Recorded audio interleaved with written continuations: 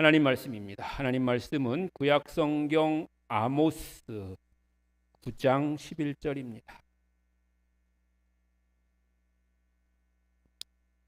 구약성경 아모스 9장 11절로 15절까지의 말씀 함께 봉독하시겠습니다. 그날에 내가 다윗의 무너진 장막을 일으키고 그것들의 틈을 막으며 그 허물어진 것을 일으켜서 옛적과 같이 세우고 그들이 에돔의 남은 자와 내 이름으로 일컫는 만국을 기업으로 얻게 하리라. 이 일을 행하시는 여호와의 말씀이니라.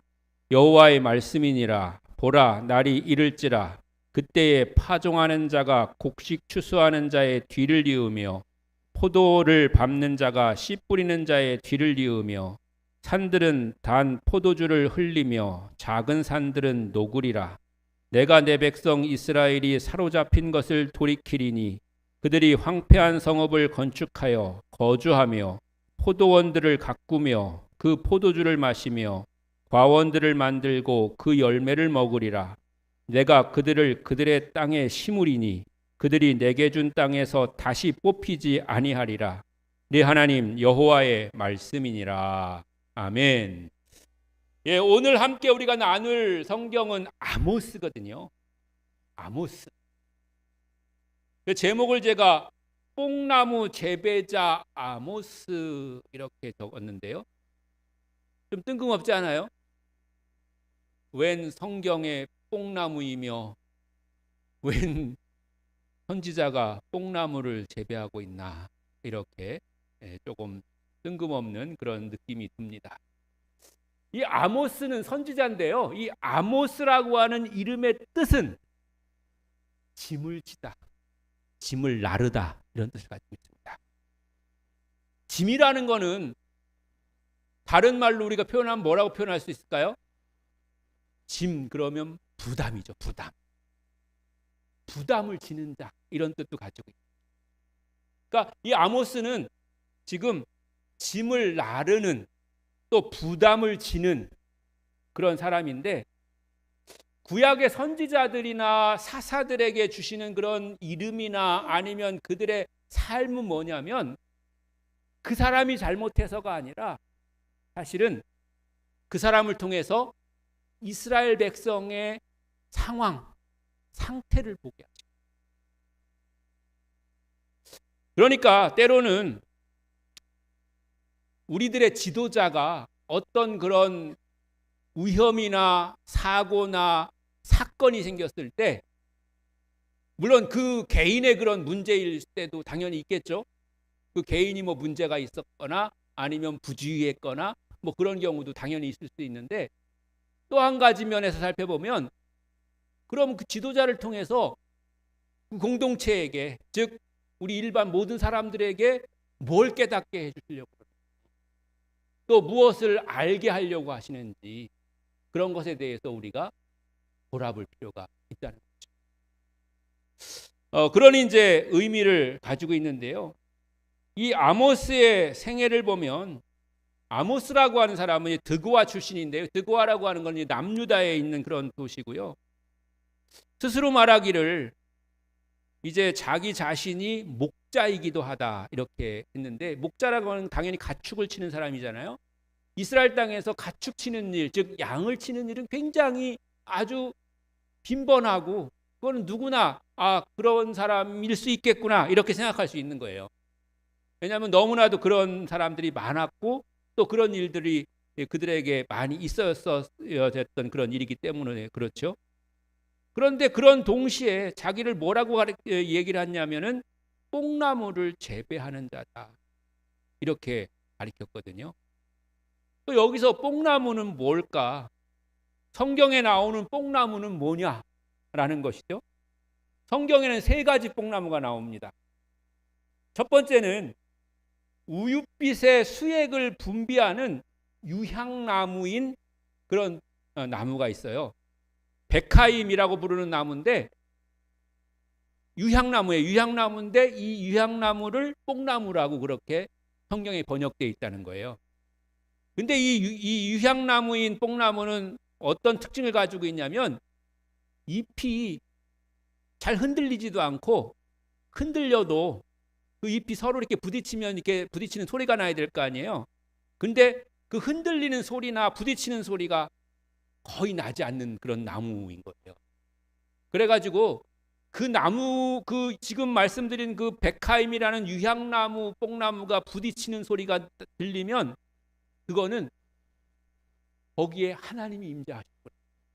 왜냐하면 평상시에 그렇지 않았던 그런 현상이 나타나니까 그렇게 생각을 하게 됐다는 거죠. 그래가지고 사무엘 하나 역대상에 보면 다윗이 그 나무가, 즉 뽕나무가 흔들리는 그 부딪히는 소리가 나는 걸 듣고 하나님이 임재하셨구나, 즉 하나님이 응답이구나, 이렇게 확신을 하고서 싸움에 나가서 늘 승리했다는 거죠. 그런 기록이 있습니다. 또 두 번째 뽕나무는 어떤 뽕나무가 있냐면 그냥 우리가 아는 것처럼 오디가 열리는 일반적인 그런 뽕나무도 있습니다. 누가복음 17장 6절에 나오는 뽕나무인데요, 쉬카미노스라고 하는 그런 이름으로 불리는 그런 뽕나무가 있고요. 또 세 번째 뽕나무는 이제 오늘 아모스가 재배했다는 그런 뽕나무인데, 다른 성경에서는 돌무화과 나무 이렇게 이제 번역된 곳도 있는데요. 이 나무는 어떤 나무냐면 맛이 무화과하고 비슷합니다. 근데 무화과보다는 조금 질이 떨어지는 그런 나무인 거예요. 그래서 돌무화과 나무라고 그렇게 이제 이름이 지어졌고요. 근데 이 나무는 어디서부터 온 나무냐면 애굽으로부터 온 나무예요. 애굽에서 수입된 나무라는 거죠. 그래서 애굽 무화과 이렇게 이제 부르기도 하는 나무가 오늘 나오는 그런 뽕나무라고 번역된 돌무화과 나무입니다. 이 돌무화과 나무는 서리가 내리지 않는 그런 지역에서 재배가 되고요. 그래서 유대 해안 지방이나 갈릴리 아래쪽, 유다 평야, 요르단 골짜기 막 이런 곳에서 이제 재배되는 그런 나무입니다. 이 아모스가 지금 키웠다는 뽕나무도 바로 이것이고요. 또 하나는 삭개오가 올라갔다고 하는 걸 뽕나무 있잖아요. 그것도 바로 이 뽕나무. 그러니까 우리가 삭개오가 올라간 뽕나무는 우리가 아는 뽕나무가 아니라 돌무화과 나무, 애굽에서 수입된 애굽 무화과 그 나무다. 뭐 그냥 여러분들이 상식적으로 알아두시면 어디 가서 잘난 척할 수 있습니다. 근데 이 아모스는 말이죠, 직업 예언자가 아니었잖아요. 지금 우리가 소위 예언자들 지금 계속 얘기하고 있는데, 소위 예언자들은 별로 직업 예언자들이 아니거든요. 그냥 그때 당시에 하나님이 말씀하실 것이 있어서, 더군다나 지금 이제 예언이 점점 희귀해지고 하나님 말씀이 점점 사라져가는 그런 시기이기 때문에 직업적으로 예언하는, 즉 말씀을 선포하는 일을 전적으로 하는 그런 사람들이 점점점 사라지고 있는 그런 시기였어 가지고 이제 그렇게 말씀을 전할 사람들이 점점 없어지다 보니까 이제 그때 하나님께서 말씀하실 것이 있으실 때에 이제 특정한 사람을 부르셔서 그 사람 보고 이제 말씀을 전하도록 그렇게 하시게 됐는데, 이제 그런 소명을 받아 가지고 하나님의 필요한 말씀을 전하는 그런 인물 중에 또 한 사람이 바로 이 아모스였던 거죠. 근데 이 아모스의 고향이 남쪽 유대라고 그렇게 말씀드렸는데, 특이한 거는 남쪽 유대에서 태어나서 살던 이 아모스가 하나님이 소명 주셔서 말씀을 전한 곳은 어디냐면 북이스라엘에 가서 말씀을 전했어요. 뭐 우리 같으면 있을 수 없는 일이지만 남한 사람이 어느 날 북한 가가지고 뭐 활동을 했다는 그런 건데, 물론 이거는 농담입니다. 지금 남유다와 북이스라엘은 남북한 그런 사이는 아닙니다.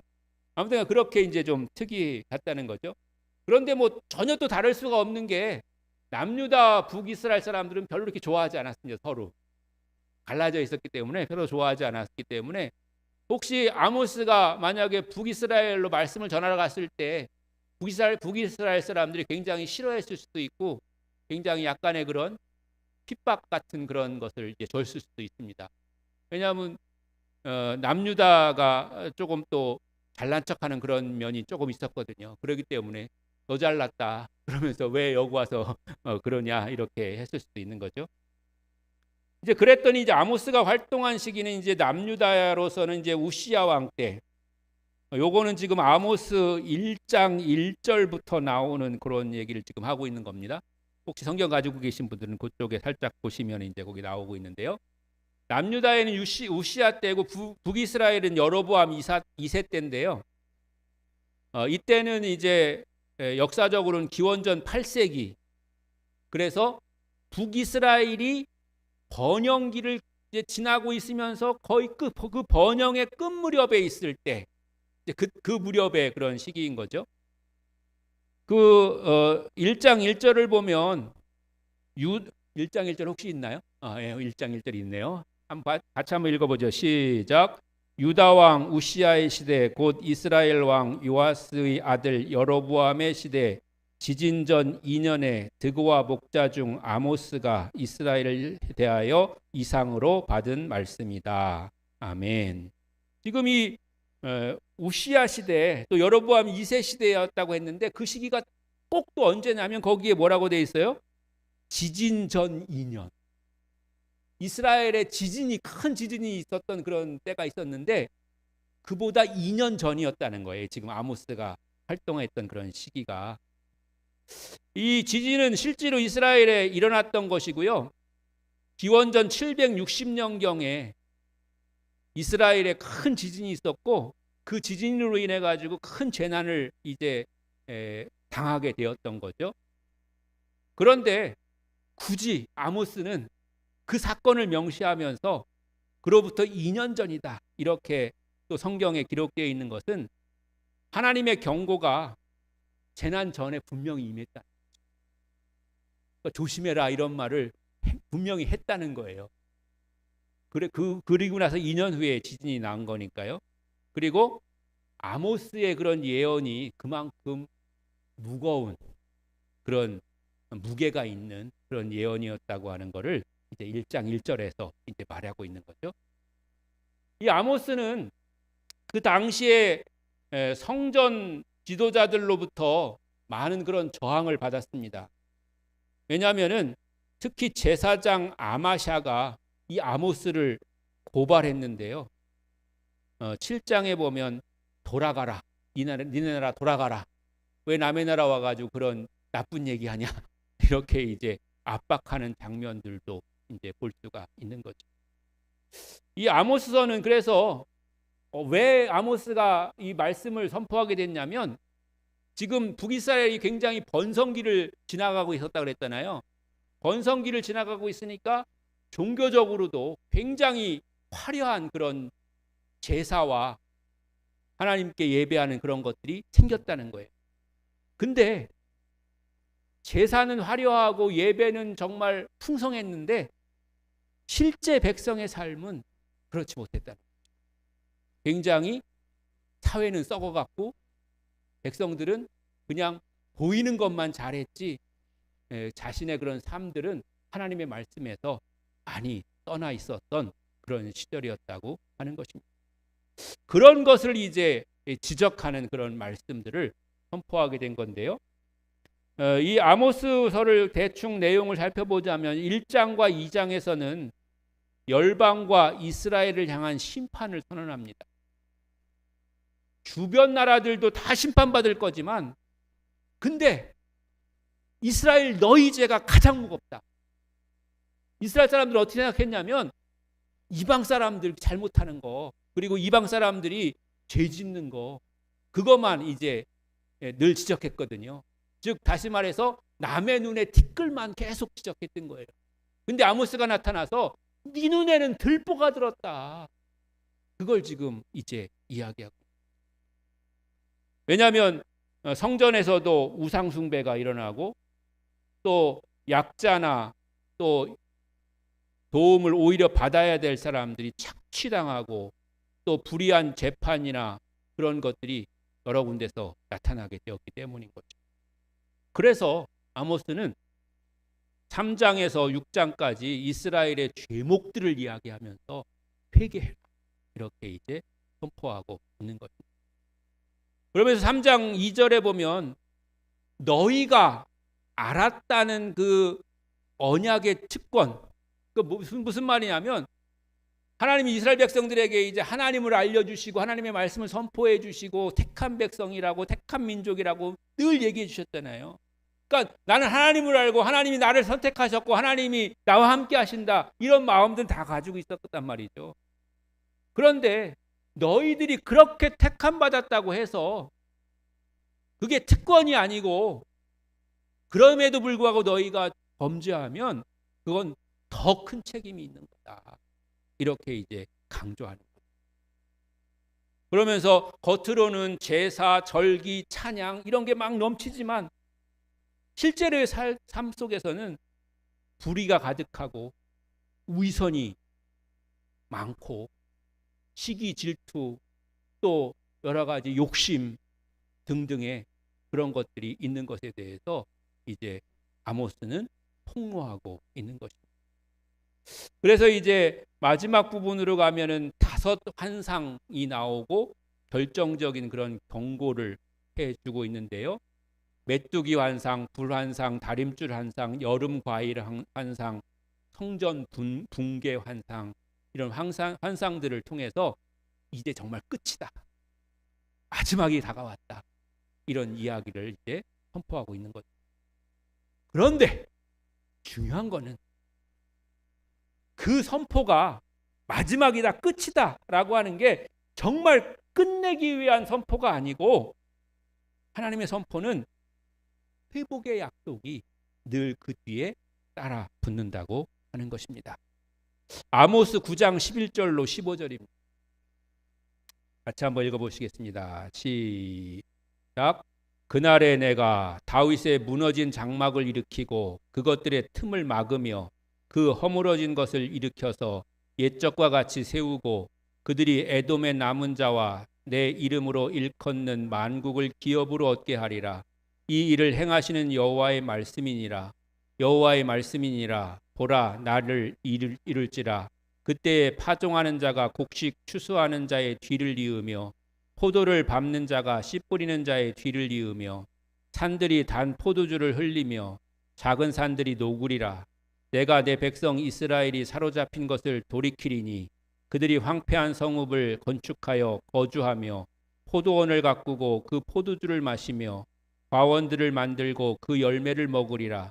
내가 그들을 그들의 땅에 심으리니 그들이 내게 준 땅에서 다시 뽑히지 아니하리라. 네 하나님 여호와의 말씀이니라. 아멘. 여기서 아모스는 다윗의 무너진 장막의 회복을 말하고 있는데요. 이 회복이라고 하는 것은 하나님 나라가 다시 건설되고 세워질 것이라고 하는 거고, 그 범위가 더욱더 넓어지고 그래서 하나님의 축복이 이어질 것이라고 하는 그런 메시지인 것이죠. 그 말씀 보면 다윗의 무너진 장막을 일으키고 그 틈을 막으며, 언제나 우리가 무너지는 거는 작은 틈새로부터, 요거까지는 뭐 괜찮겠지,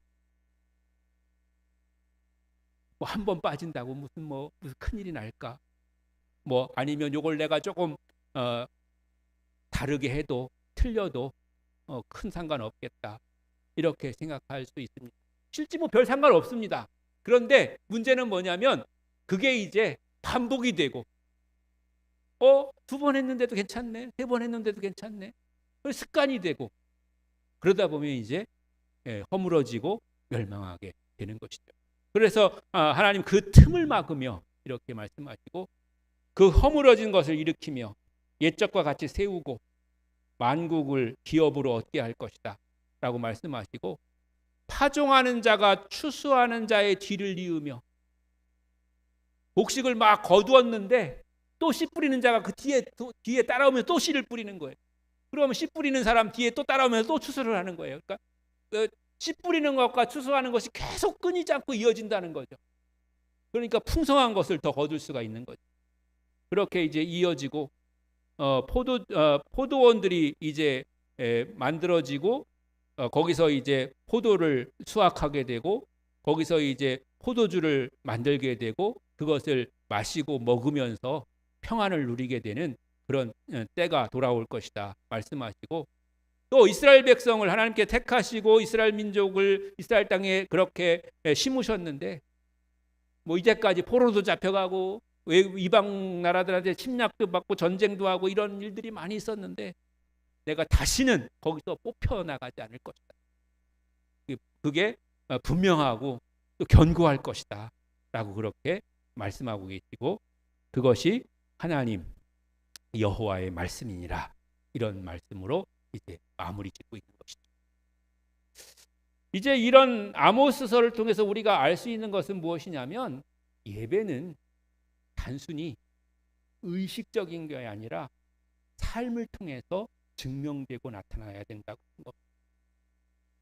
예배 참석 강조하지만 당연히 강조해야 될 일은 우리가 예배를 통해서 은혜 받고 예배가 또 우리가 하나님과의 만남의 약속 중에 하나이기 때문이기도 합니다. 그런데 예배가 우리가 중요한 것처럼 예배를 통해서 받은 은혜를 가지고 삶을 통해서 살아가는 것이 중요하다고 하는 것입니다. 그래서 유명한 아모스의 말씀 아모스 5장 24절이 있죠.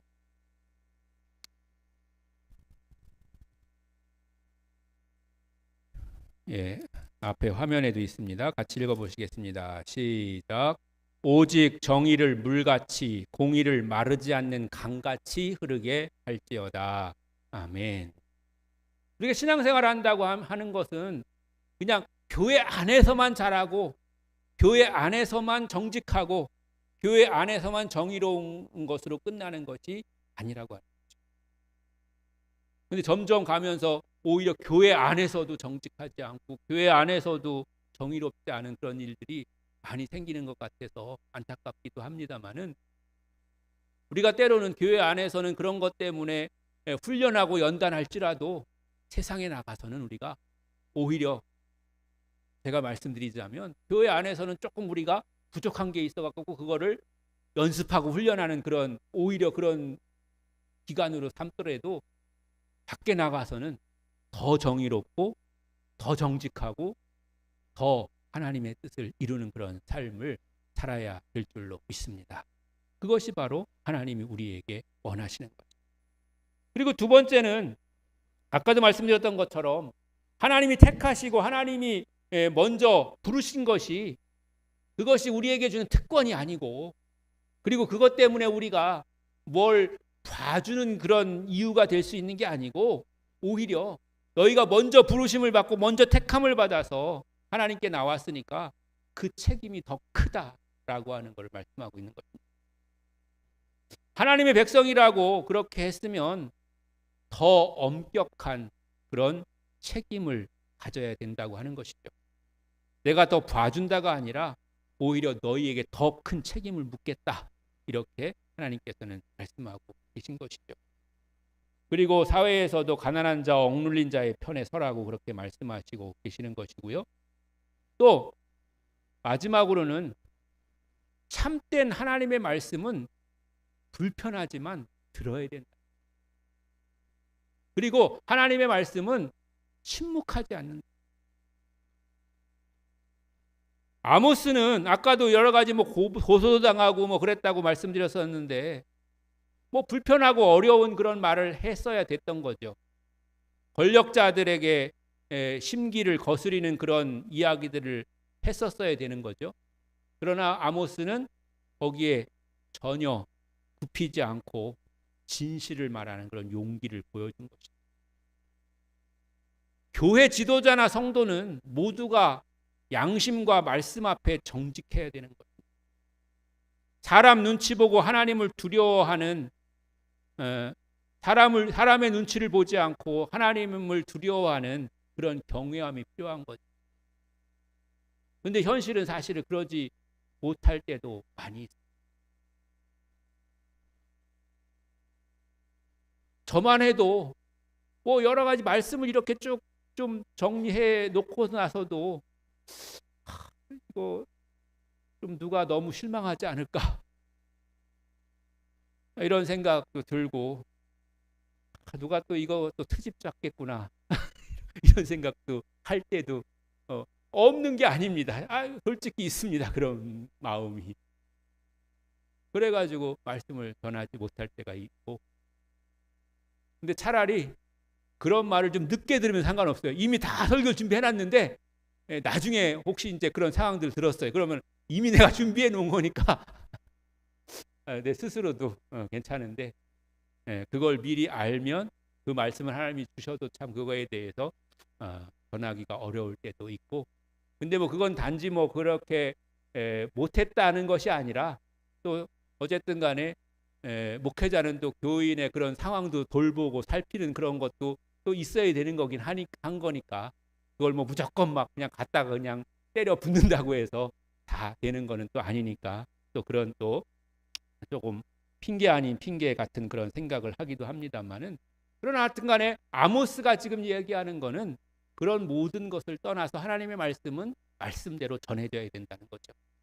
그리고 왜 그게 중요하냐면, 아까 마지막 절 우리가 읽은 것처럼 하나님은 그런 심판과 경고의 말씀을 하시는 이유가 너 망해봐라 이렇게 해서 그렇게 하시는 게 아니라, 그거 듣고 깨닫고 회개하고 돌이키면 회복시켜 주시겠다고 하는, 즉 회복할 걸 미리 준비해 놓으시고 그거를 전하시는 것인 줄로 믿습니다.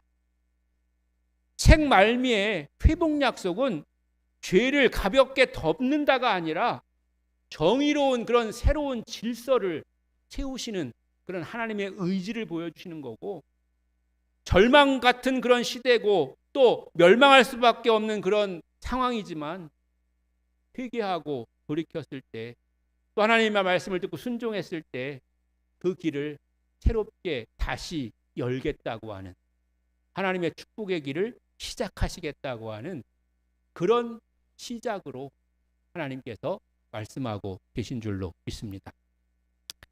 조금 뉘앙스는 좀 다른 거지만, 옛날에 나왔던 책 중에 고난은 축복의 시작이단가, 뭐 연단은 축복의 출발점이단가, 뭐 그런 책이 있었던 것 같아요. 그러니까 우리가 고난 받는 거는 그것을 통해서 축복이 시작된다는 그런 뜻인 것처럼, 하나님의 그런 경고와 책망의 말씀은 오히려 우리를 회복시키시고 새롭게 하시며 더욱더 견고하게 세우시기 위한 그런 시작이고 출발점이 되는 줄로 믿습니다. 혹시 여러분들이 하나님의 말씀을 읽다가 가슴에 굉장히 큰 찔림이나 아니면 여러 가지 그런 부담이 느껴질 때, 아니면 설교를 들을 때에도, 사실은 뭐 설교라는 게 누구를 이렇게 한 사람을 정해놓게 하는 것도 아니고, 또 어떤 그런 특별한 말씀을 전했기 때문에 내가 그것에 대해서 마음의 찔림을 받는 게 아니라, 그냥 평범한 말씀을 전해도 사실은 하나님께서 성령으로 역사하시면 내 마음에 크게 느껴질 때가 있습니다. 크게 느껴진다는 말이 찔린다는 말인 거죠. 그랬을 때 일시적으로 감정이 올라올 수는 있습니다. 그래서 반항하고 싶고, 그 말을 전한 사람이 미워지기도 하고, 그래가지고 저를 미워하는 사람들도 많이 있을 것 같아요. 그러면은 욕을 하세요. 욕 먹으면 오래 산다고 하니까 저도 오래 살 수 있는 그런 기회가 생기는 거잖아요. 그냥 뭐 제가 농담처럼 말씀드립니다만, 그런 감정이 필요한 거예요. 그런 감정이 필요하고, 그리고 찔림을 얻었다는 거, 그거는 굉장히 좋은 겁니다. 그냥 이 말씀 들어도 그냥 아무런 반응 없고, 저 말씀 들어도 아무런 그런 느낌이 없고, 이런 게 사실은 더 문제인 거죠. 오히려 좀 찔림을 당하고, 그래서 미워지는 마음도 막 생기고. 그런데 중요한 거는 그 말씀이 깨달아지고, 그 말씀 따라서 우리가 돌이키고 회복되고, 또 우리가 그렇게 될 때에 하나님은 새로운 출발을, 새로운 은혜를, 새로운 축복을 우리에게 약속하고 예비하셨을 뿐만 아니라 이루어 주실 줄로 믿습니다. 시작하게 해 주실 줄로 믿습니다. 하나님 말씀 안에서 새로운 은혜와 축복을 여러분 시작하시는 여러분들 되시기를 주님의 이름으로 간절히 축원합니다.